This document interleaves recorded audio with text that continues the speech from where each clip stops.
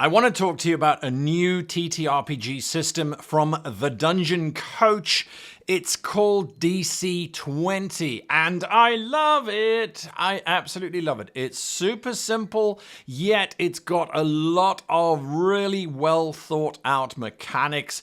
There's 4 attributes, 17 skills that have got mastery levels. There's trade skills, which makes sense. There's a leveling that actually feels like you're leveling rather than just adding an extra +1 to stuff. There's a 4 action turn system, so you can do 4 things on your turn, and you can do the same thing 4 times, or you can really just ramp up the thing that you're doing by expending all 4 of your actions, and then you roll like 3d20 and you choose the highest of the d20s. Damage is not a die roll. You're not randomly determining your damage outcome. It is based on what you rolled to hit. If you are a good fighter, if you land a solid hit, you should be rewarded for that, and that's what DC20 does. It's one of those systems where you just go, yes, I want to know more, please, and what you learn is even better. So it launches on Kickstarter 4th of June. Head on over to www.dc20.com for more information. Support the Dungeon Coach. He does amazing stuff. This DC20 is going to be a new standard, I promise you. You asked the question, how do you run a game for just 2 players? Well, this is how I do it. Hello and welcome to this week's episode of How to Be a Great GM. My name is Guy, and today we're looking at the 2-player game question. Should you do it? Can you do it? And if so, how do you do it? Before we get going, however, I just want you to hit that like button or that subscribe button if you haven't been doing so. Costs you nothing, but means the world to us, particularly the Web Goblin. He does this little dance thing, which is very, very, very, very disturbing. Anyway, moving on. 2-player game. So, what do we need? Firstly, you need to consult with the 2 players that are going to be running this game. There's a reason for this. Unlike group games where there's a lot of things going on and you've got lots of different avenues to explore with all of the different characters, with 2 players, you effectively got the potential for a hero and a sidekick, and you don't want that. You want both characters to be heroes, unless that's what the players are looking for. And this is why you have to consult with them beforehand. You've got a whole bunch of options. You could run more political games. You could run less intrigue games and more puzzle kind of games. You could do a Sherlock Holmes and Dr. Watson. You could do combat heavy games. There are all kinds of options, but when you think about it, the 2-person team, that's a stock standard of most feature films that you will watch, especially of like action movies and that sort of thing, pre-2010. Marvel changed stuff by adding in a whole bunch of stuff, but if you watch individual Marvel movies, it's usually a pair, but you need that buy-in from both players before you start playing your game. So once you've decided, okay, we're going to run, let's say, a crime sleuthing kind of game. Let's step away from fantasy for a while, and let's just do a crime sleuthing game which is set in the modern world, but let's say we're going to have vampires and magic in the underground. It's going to be in the background, so it's an urban arcana kind of setting. Once you've decided on what your players are going to be looking for, the next thing that you really have to make sure is that both characters are giving you backstories. And the reason for this is because it is just the 2 players. The majority of your content, unless you're insane, will be based around what they are doing and what they are driving, rather than what you are coming up with and what you are constantly having to feed and create, etc., to keep these 2 players entertained. Remember, I still maintain the GM is as much a player as the players and should be as excited for the sessions rather than stressed out going, oh, I haven't come up with anything. So the backstories are really important. And as the GM, you then need to take those backstories and you need to look for specific things. And if you really want, I can do a video on how to unpack a backstory, but I feel like I've done that in the last year already anyway.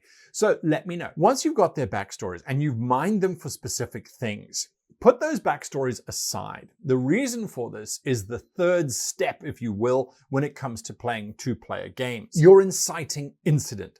Something needs to introduce us to these particular characters, and it needs to introduce the characters to your world. So you've now got the players, they've told you they want this detective sleuthing kind of game, and that they're going to play 2 detectives that are working for a cop outfit, a detective outfit, let's say in London, and they want to kind of be heroes and solve crimes and all that kind of wonderful stuff. With all of that in mind, your inciting incident should have almost nothing to do with what the players are hoping to do in the game.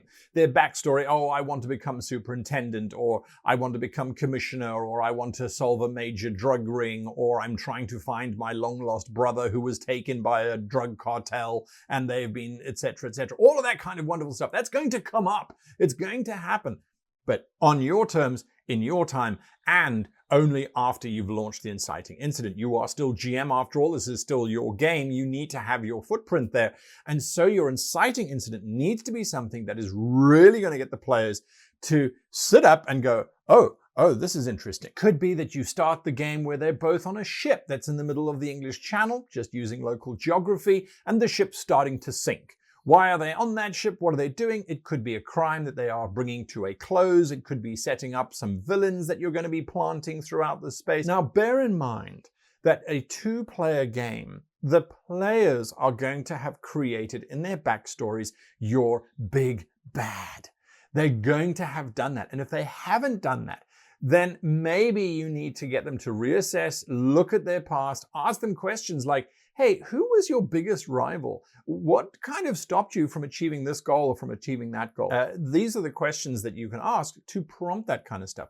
Their backstory creates the big bad, which you will use later on. But your inciting incident needs to make it feel to the players, aha, okay, this is a game, we're playing in this game, this is a normal type of role-playing game, we're reacting, we're responding, and then slowly as the game is progressing, you start to pull in those little backstory threads and you start to let the players lead, the players start going in different ways. Now, of course, a detective kind of game is a whole different genre of role-playing anyway, and that's something that I can also talk about. Just let me know in the comments down below. Do you see the trend? If you tell me what you want me to talk about in the comments or on discord.gg/greatgm, I will then talk about it. I will bring it to the table and say, well, this is my thoughts, this is what I'm thinking. Back to the backstory and the two players. The two players are also going to be, in an effect, kind of flip-flopping between who's the most important character. Even if you've got a pair that wants to be the hero and the sidekick, you need to have this bounce between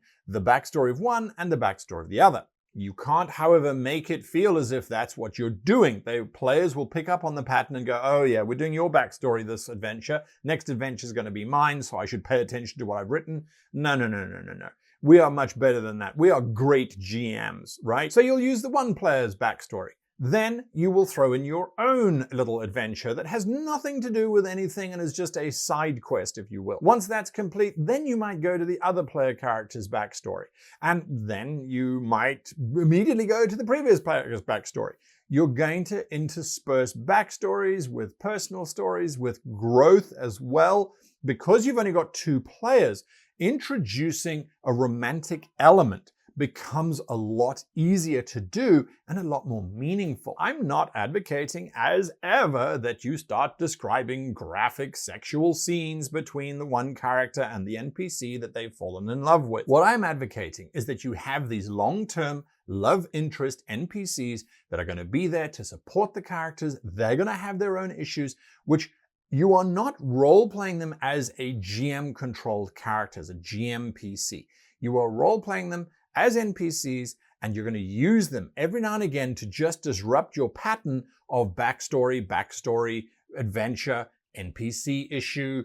All of these things are going to give you many more adventure opportunities to be able to build and pad out your overall experience. And this is my final point, is that the two characters that are in your story, they really need to go on a journey.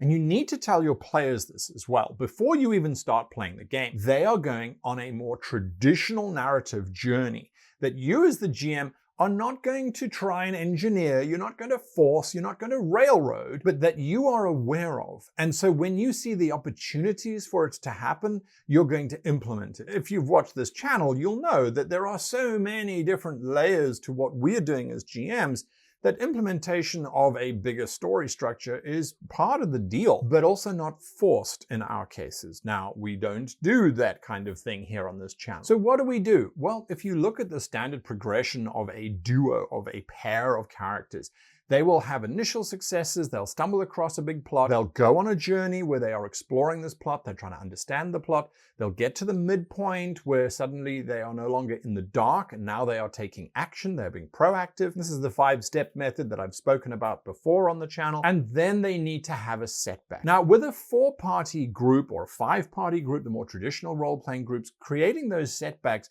is kind of difficult because there's so many different things that the group can do that it becomes really, really difficult not to railroad it. With only 2 players, however, it is a lot easier. They are not going to have all of the skills and the abilities and the things that they're going to need. So you might need some NPCs to help them, and then you take away the NPCs. So the players get locked down into what they have access to, regardless of the system that you're playing, and suddenly failure becomes a little bit more likely. So when you are looking at it going, you know what, we've had a lot of successes, the characters are right on the path, a setback would be really dramatically interesting. What resources do I have in the world as the GM that I could coincidentally bring in to perhaps make it a very difficult outcome? Not to force that outcome, because if the players are creative and they work well together as a team, they may just overcome that outcome and turn it into a positive. You're going to go with the flow. All of the structure, the 5-step structure, all that kind of rising and falling tension, all that stuff, that is where it happens or doesn't happen. And if it doesn't happen, you just move on and you look for the next opportunity. That's part of playing this game. And so in a 2-player game, you really get to hone your craft as the GM because you're not being distracted by all of this other input from the other players. The random chaos factor that the players bring into the narrative isn't there. You've got this hyper-focused group. I find running 2-player games very rewarding and a lot of fun, and I can think back to multiple games that I've run with only 2 players that are just so satisfying. But you have to remember, flip-flop between the backstories, make sure that they have strong backstories, make sure that they are aware of the genre, the theme, and the drive of the game way before you start even playing, really to test out, hey, I want to try my NPC chops, I want to do my improvisational dialogue, and I want to work on romancing, and I want to work on this, and now I want to work on my story structure. So it's a really powerful tool to run a 2-player game. Very, very rewarding as well. So that's it from me for this week. I want to say a big thank you to you for watching all the way through the end, and to also ask you, I've changed up the style a little bit. It's a different microphone. Comments down below. And please, if you've run 2-player games, what has been your experience? Tell us, share with us in the comments down below. Let us know what your experience of 2-player games have been. And as always, until the very next time, I wish you and yours the happiest of gaming.